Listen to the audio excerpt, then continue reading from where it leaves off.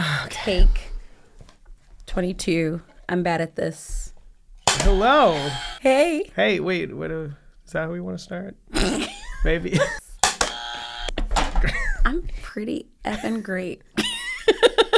Give the people what they want, Peter. Give I'm those bad powers. at this. I'm bad at this. Yeah, Maritza and Peter doing the best that they can. We're bad at this. Oh, bad at this. No.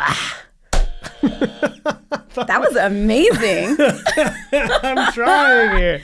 Yeah, put that on a CD. I know. All of our theme songs. We're going to sell that in Downtown Crossing. Oh, that's amazing. Yeah. That's where everybody sells their mixtapes. Just get a nice blanket and get the mixtapes flowing. Maritza, how you doing? What's going on? I'm so good. How are you, Peter? I'm good. You just moved. Maritza just moved. It's great. Are you excited? I'm so excited. So excited. It feels really good. That's really awesome. good. I feel like I'm a grown-up, like doing big girl things. You are literally a grown-up doing big girl things. I mean, if I may say that. Wow, Peter. Thank you for that acknowledgement. Oh, absolutely. You deserve that. How are you? I'm good. I'm excited to be back here doing this. I don't have as many big things to announce, but really happy to be doing this podcast. Another month, another topic. What even is this thing? What are we doing right now? We're being bad at things. So this is the show I'm bad at this. Maybe we should change it to we're bad at this. No, because we talk a lot about, we use a lot of I statements. So yeah, we get. I'm bad at this. You're right. I'm bad at this. You're bad at this. I'm definitely bad at this. Collectively, we're bad at things. Exactly. So we usually choose a topic that we may feel bad at, or we've been told we're bad at, or something like that. So what are we talking about this time? Ooh, today is a great topic that you came up with: self-myths. Self-myths. Say that 5 times fast. No. These are the props for today. We'll keep rotating. Anyway, so how would you describe a self-myth? Well, Freud describes it. No, I'm joking. Oh, whoa. Somebody did some research. I actually did. Oh, awesome. But it's not relevant to this. When I think of myths, it is hard to say. So I'm bad at saying self-myths. All right, it's a good place to start. My tongue is getting used to it. How about self-made myths? Self-made myths. Ooh, yeah, it's like a remix. Oh, all right. And so it's like lies you tell yourself and maybe that you've believed and kind of internalized over your life that maybe aren't actually true. No, yeah, I think we're all, none of us are, I know I'm not smart enough to suss out what's a myth and what's reality a lot of the time. And, it's an age of information or misinformation or whatever you want to call it. But, and we talk about a lot of that, but it's interesting to think about what the personal myths we tell ourselves are. What are the things that keep being repeated in our head and maybe preventing us from moving forward? Or they could be convenient excuses. I know for me, a lot of them have been convenient. Well, I can't do that because of this. And then that this is like, oh, well, this didn't even have to exist. It's just something it's a block I put in there. Yeah. But yeah, I don't know. I've been evaluating self-myths a lot this year. Ooh, tell me more. Oh, yes, I will. Yeah. Well, I've been thinking about like the dreams that I've had as a kid, or like what I want to do and what's stopping me. And a lot of my dreams, as you know, are like related to like making things. And we've even talked about it on the show. And I think as I do more of it, if I'm just looking in that aspect of my life, a lot of the barriers kind of have disappeared once I I didn't know how to use a camera. So I was like, well, I can't, like, I have this great idea for this hilarious, great movie, but I don't know how to use a camera. And yeah, I don't know.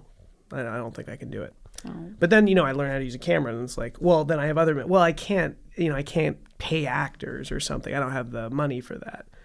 But then you start making other people that are making stuff, and they're like down to act in each other's stuff for free. Yeah. So then it's like, all these barriers keep getting hit away as I continue to engage with it. So it's been interesting to see the myths I told myself at the beginning of my media making journey, and where I am now, and how I just see so many possibilities. And so, and disproving all of those myths in that time has now made me even more optimistic to being like, I'm so excited for what I'm going to do next. Like I am going to be surprised by it. But that's just a microcosm. That is just in my creative life. It's a lot more complicated in my emotional life to overcome those myths. So with that, I'm going to throw it back to you. Are there things you told yourself as a kid maybe that were myths, that weren't real? Well, for one, yes. Good answer. All right, and we're done here. No. And that's the episode. Thanks for tuning in. No, like everything that you're saying, it makes me excited. When you said, "Hey, let's do this," I was like, it's kind of weird that this is the theme of my life right now, is unraveling those myths. And we hold on them. It's crazy. Like I feel really good now in my life, which it took a lot of work. We've talked about therapy on the show a little bit, but it took a lot to get here, where I actually believe like, oh yeah, I'm a dope human doing things. Like, wow, I'm somebody, you know, like we just talked, I moved and suddenly I'm greeted, oh, Maritza, oh, you're Maritza? I wanted to, oh, and it's like really awesome and weird and kind of overwhelming because it is actively disproving the myths that I told myself that, oh no, I'm low key, like I'm out of the spotlight. People don't really care about what I do or you know what I mean? Like, but people care. And people care. It's weird and awesome and weird, you know, like, okay, this is really challenging the beliefs I had about myself. And recently, I actually reconnected with a few college folks, people, when I say college folks, people I went to college with, not people who are currently in college, you know, just clarification. And it was kind of wild because these people I'm like talking to and I'm like, yeah, I'm sorry if I was a really crappy person back then. Like I was going through a lot. And they're like, you weren't. You were actually, I viewed you as like a really sweet, supportive person, maybe a little naive, but you weren't crappy. Nobody thought of you that way. Nobody even talked negatively about you in that way. And I was like, really? I convinced myself, or I've been out of college for at least 12 years now. I've convinced myself for that amount of time that I was a crappy person in college. Oh my gosh. And I believed it up until just like last month, like a couple of months ago. And, you know, it's kind of wild to think, okay, well, what are the other ways that I have like been perpetuating these things that are not true, these lies I've been telling myself, and where did they come from? I always try to get to the root of something. So I guess some of the things like that I told myself when I was a kid was I take up too much space, I'm too loud, I need to be there for everybody around me, and anything that I want is considered selfish, and I'm lazy, which none of those things are true. And even the lazy thing, I still sometimes I still believe it, but I've learned that it's not really that I'm lazy. It's just I'm really smart about how I go about doing things. I don't like to expend too much energy. So it's not lazy. You're swift. I'm swift and efficient. Yes. Yes. Oh my gosh, you just hit on like 6 like gong points for me. You know. We'll get a gong one episode. That'll be kind of cool. But oh my gosh. The laziness thing is a huge one. And also you were talking a lot about self-esteem and self-image. I mean, those are definitely myths, self-myths that we perpetuate. Yeah. And you've been instrumental in like me understanding, like, I think, you know, like you're very like open and nice about ways that you are appreciative of like knowing me and stuff. And I feel the same. Obviously I do my best to do that to you as well. But, I think in the last few years it's trying to learn to accept that I'm not as terrible as I think I am. Yes. That's been, yeah, I think that, I don't think that journey will ever be fully over, but Yeah. I kind of view it as like I'm pulling like thorns out of my brain or my self-image or something. I love that visual. Add that in. Thorns. Yeah. Whoever does the post-production on this, add in the thorn brain. But yeah, so yeah, it's been interesting to, and I'm starting to observe more the times where I say like you were really stupid, like that was really messed up, and I'm starting to recognize the feeling, which is cool. Yeah. And then, you know, treat myself like I would treat a friend. You know, I've heard this Yeah. before, where it's like if you said the things to yourself that if you said the things you say to yourself to your friends, you wouldn't be friends with them. It's so rude. It's so mean. Yeah. Why do you treat yourself like that? And I think, I think it's good. It's good advice. It's a good point. And so, yeah, I've been trying to squash that myth. And the laziness myth is really an interesting one. Yeah. Because it's like, I think, I was also told, I'd lied on the couch a lot when I was a kid. Like I was just, I don't know, I get pretty exhausted by a lot of things. And so I like to get on the couch and watch a TV show and get real cozy and just like, it's nice. It's really nice. But that's like, for me, like that was probably a state when people created this. Well, when I started understanding that people looked at me as being lazy for that, like people in my family or something being like, Peter, you're still on the couch and stuff. And yeah, at that point, I was a kid or something. So, and I didn't really have agency over my life. So it was hard to really be that excited about, so I have to do a lot of, like, I have to do my homework. I have to do my chores. I have to everything that I had to do that wasn't called lazy was for somebody else. It wasn't for me. And I don't think I'm a selfish person, but it was like, it's like, I don't have control of my life. So, but in that element, people calling me lazy, like you believe that. People keep saying, you're this, you're this, you're this. You start to believe it. And then even when that's been way over, we're now in our 30s and we're functioning members of society, or I don't know what we are. We totally are. Yeah, exactly. Okay. That's a self-myth where I'm like, I don't know what I do. But we're practicing. But yeah, no, we're existing and we're surviving. We're making it work. And we still, like, I still have those echoes of my childhood thoughts about myself or what people told me. And so those myths perpetuate, and trying to like recognize them, know what that feeling feels like, and say, that is false. You don't have to, like, the negative Peter doesn't have to be in the room right now. That's fine. I'm gonna use the neutral Peter. Yeah. You don't have to be mean to yourself right now. You can just be. That's kind of nice. Yeah, I feel like that's so real. Like that's a thing my therapist still is working with me on, because we'll be in our session and I'll be like, oh, well, I should have done this, and oh, I could have been better, and oh, that's because that was stupid of me. Well, Maritza, it sounds like you're judging yourself really harshly. And I'm like, ew, what? You're so repulsed by like the thought. Yeah. Like, and then he's like, well, don't beat yourself up for doing that either, like you're only human. And I have to remember, and I think that's why I put that out so much to other people. It's really like reminders for me. Like, I think one of the reasons that you and I connected so well is because we saw so much of ourselves in each other, and like we see like the good stuff that it's hard for ourselves to see. Yeah. And so it's like, oh, okay, here's my accountability buddy for this. Like, here's the person that I can like say, I'm not actually being a jerk, am I? Like, I feel like I've asked you that at least 3 times, like very specifically. Well, I appreciate that you're comfortable to ask that. I don't know. Because I feel very safe with you. You know what I mean? Yeah. Like, likewise. I get very vulnerable on this show. I haven't cried on the show yet. One day. Yeah, we'll see. We'll shed Episode a tear. 5. Stay tuned. No, I'm just trying to get more people to watch. Be like, he will cry one day. I can't wait.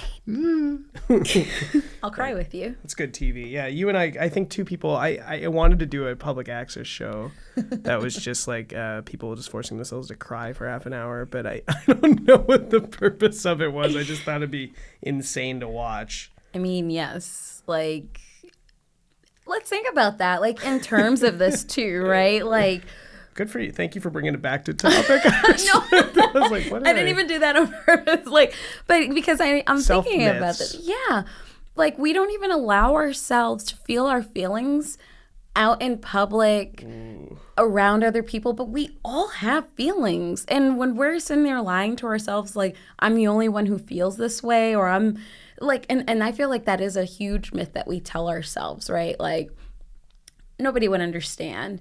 I'm so dumb that I even feel this way. Oh, it's stupid. My feelings are stupid. Like, how many times do we say that? I feel like you and I definitely say that to each other. Oh no, it's dumb. It's stupid. Yeah, this isn't important. Yeah, it's not important, right? And like, but like if I can get super real with you, you are a person that I have cried with, I feel like more than once. And I felt in the moment like, oh my God, I found myself apologizing for showing emotions, for crying, and like for taking up space. But you held the space for me and you made me feel like it's okay to be a full human and not like I don't have to hold it in. I don't have to put on a front, because sometimes I feel like putting on a front is also a lie that we tell ourselves, that we have to do that.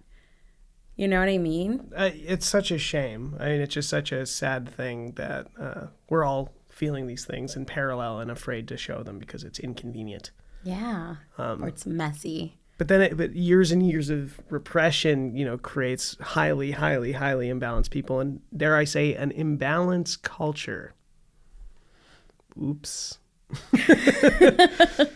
Being critical of the state of the world right now. You only hear it here. This is the only show that does that. Yeah, we're the only ones. So make sure you tune in for more of this. Yes, we got more. And we will cry soon. I don't know. We'll just have an episode. I'm bad at crying. That would be a good thing to talk about. Oh my gosh, I'm so good at crying. Oh, well, we could have a crying master class in the future. That would be fun. I'm bad at not crying. Oh, cool. Yeah, we can help each other. I'm good at repressing the tears, at least, not all the feelings. But yeah, I don't know. It's self myths and repression, and it's such a shame that we're internally flagellating ourselves. Is that the right word? Yeah. We're internally like hitting ourselves to just like try to like not deviate from what we think is publicly acceptable. And it's been interesting over the years to recognize the repercussions of that, recognize, like when you get close to people and they're like, hey, why'd you do that? Like you got kind of quiet at that certain point. And then you explain to them, they're like, And then you hear what you said and you're like, oh my gosh, that was something that I decided when I was 12 because of a specific situation, and then I just haven't let go of it. And now I'm 32. It's been 20 years, and I'm still using the old weapons on this new frontier, and these weapons suck. They're not helping anything. I don't even need weapons. What am I doing? Oh my gosh. I have said those exact words about weapons and not needing them why do I have weapons? Yeah. I don't need weapons. Like they're all blended now and old and rusted. They're terrible. And we're just like, yeah. Just grabbing this axe that maybe worked once in a like dangerous situation. And now you're not in danger right now. And somebody triggers something that looks a little bit like that. And you're just like, and it reheats these things that are just like, this has nothing to do with this situation. It's just your body is saying this thing. Yeah. And I think the first step to allowing your body to change in its response is to recognize intellectually, what are you thinking? I don't know. You have to interrupt the thought. My buzzer, I gave myself the defective buzzer. Not on purpose. I was trying to give you the defective one. I actually, do you have any... Just to change it up for a second, do you have any funny self-myths that you remember? Like funny? Well, I can give you an example of one of mine. I thought that if I was ever attracted to somebody, I can't let them see me in shorts. I'm just like, if they see me in shorts, I'm done. They're not going to be attracted to me. And I'm pretty sure somebody once made fun of like my legs or something. And then I was like, and then I held on to that for way more years than I should have, and just like, I don't know. Yeah, well, I don't know if it's funny. It might be sad. I don't know. But like, I'm not now self-conscious about the hair on my arms. But like, when I was like really young, I thought like I was the only one who had hair on my body, like the only girl who had hair on my body, and I thought everybody would find it gross. And so then I just told people that I was a werewolf. And then my uncle, I love my uncle to death. He takes our weaknesses and teaches us how to use them as shields in the form of making fun of us. It's all building character. Exactly. It did, because he started calling me Hairy Arms. That's one of his many nicknames. He's the nickname guy in the family. And I'm okay with it now. Like, it's not like I don't even think about it now. So it's like a thing that nobody can use against me because I'm aware of it. And it's like, who's going to like you with all of the hair on your body? Well, actually, people do. It turns out absolutely everybody, almost, has nobody hair on their cares body. About the hair on your body. Who knew? Yeah, and the people that care probably are not worth being friends with. Yeah, that's gross. I mean, they're gross, not the hair in your body. That's a gross outlook and mentality. Yeah. We're disgusted. I really like accusing the camera. We are disgusted. Um, I got some more. I wrote this list. I wrote a list of self myths like a few months ago. Tell me your whole Some of them list. are not appropriate for the show. But, well, don't tell me your whole list. No, maybe off the camera I'll show you. So I wrote, you cannot hang out with anyone for more than 8 hours, and definitely not more than one day. I thought people would get I thought I'm such a performative person. I thought after a certain amount of time, then they're going to find out that I'm a fraud and I'm not interesting. I'm not funny. I'm nothing. I had that. Yep. Oh, same. Boy. Same. How do you still, I hope you don't feel that.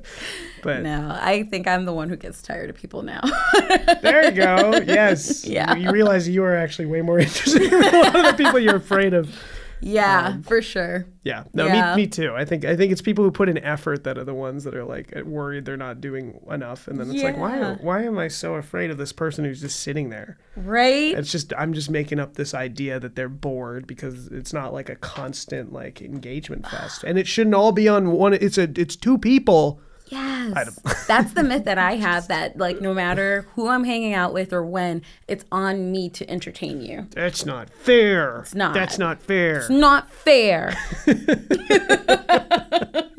Oh, this is good. Yeah, maybe we can do another episode where we go through some. I didn't do a good job. I was planning on sorting out which ones I could talk about that weren't too like horrible. Here's an interesting one. Being unquestionably dedicated to your job means you're a good person. Oh my God, Peter, why are we the same? Oh my gosh, I think I'm sweating. Don't show that. I've got a second similar one here. Yeah. I'll be cutting into the sweat. Or whoever does post. Anyways, in order. Oh wait. Okay. So these are two related ones. Being exhausted and imbalanced due to your job means you're a good person. So it's very similar. And then Hustle and mentality. It's ridiculous.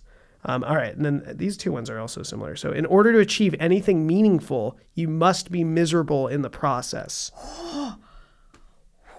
Where did that come from? Why is that? It's not just me. That's like a struggling artist. Oh, yeah. Anybody who does anything meaningful, every freaking documentary or every freaking biopic is about them killing themselves for this Yes, thing. being And a it's martyr. being a martyr. It's so... I get so mad. Shake my fist at you. No, don't be a martyr. Stop it. Doesn't work out well. Oh my gosh, these are so good. I didn't even think. Yes. Oh my goodness, these are so accurate. My ego is. I'm feeling myself more than ever. Where's my gas pump? I got some more that I think these are good conversation ones. But so you're a nice person if you are polite. I thought the good people were the ones who had manners. Yeah. Turns out that is almost entirely false. Yeah. I mean, I like polite people too, but if you're just polite and you're laundering terrible things through it, then there's a lot of people that do that just know the manners, know the rules. But I stopped trusting people like that when I realized that I didn't have to be like that. But, it was hard. It was hard to like come out of that because it goes back to like the work stuff. It goes back to like that like martyr stuff. Like you have to kill yourself in order to be liked, in order to be respected, in order to be valid in the world. And you have to play nice with everybody. You don't speak your mind. You don't tell the truth. You don't you just soften the edges all the time. Exactly. You're hiding yourself totally for the good of non-deviance or something, just making it easy and palatable, but we're not palatable. A lot of our most significant stuff is not that easy to process, so the people you care about should know that stuff and can work with you, and then you can work on it. And it just seems counterintuitive when I think about people that are evangelical about being polite. Yes. I just think it's sometimes you should be polite. Right. Like, hey, thank you so much. Somebody, you're getting like a coffee or something, whatever. Exactly. You're seeing somebody, you're helping somebody, great. Yeah. But when you should be able to, hiding all your realness is not, I don't think that's nice anymore. I actually think that backfires. That's my theory now. I think it's more important to be kind than it is to be nice, because when you're kind, you are respectful, you're considerate, but you don't have to sacrifice yourself. And then there's the flip side, the other myth that you have to be brutally honest. Is that Keep going. That makes me so happy. We're so excited. This is what I wrote. Where is it? Oh, yeah. I wrote, let me see. No. No, I don't want you No, to see the don't full see list, all of actually. them. All right. Being blatantly honest makes you a maverick cool guy.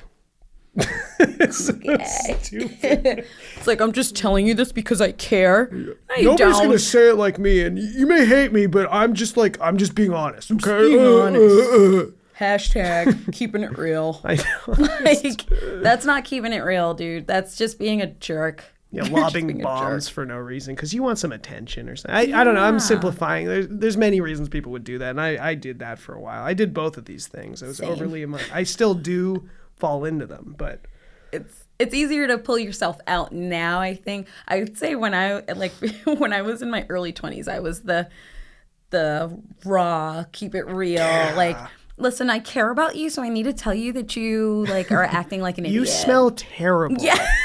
Like, nobody's gonna say it, but you smell terrible.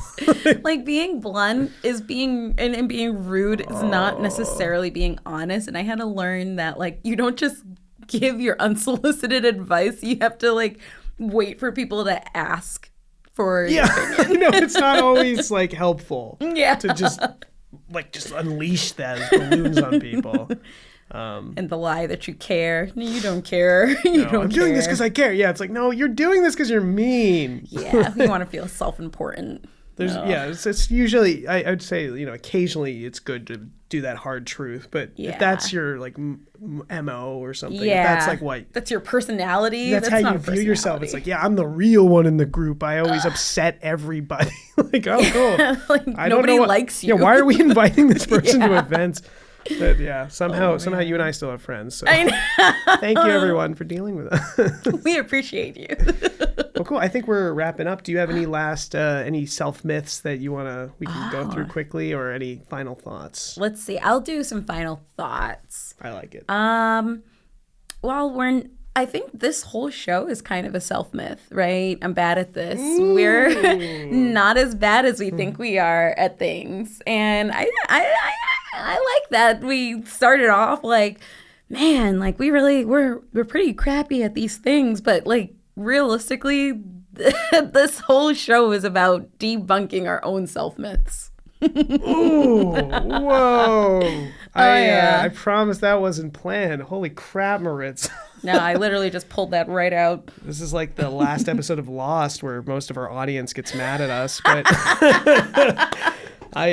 that's awesome. I think you're completely right. I think this show really is what are stuff that we have viewed ourselves as bad at, and what have people told us we're bad at, and then we talk it through, and a lot of times it's sometimes we're bad at, but even the awareness of these as issues, I think, makes us better at it. Oh yeah. So this is awesome, Maritza. Thank you so much. Hell yeah. This is great. All right. I'm so glad because I wanted a high five too. Oh, good. Thank goodness. And I'm trying to remember the opening song. It's really good. I'm bad at this. I'm bad at this. Yeah. And that's a wrap. Clapping for ourselves like 4-year-olds. I love it.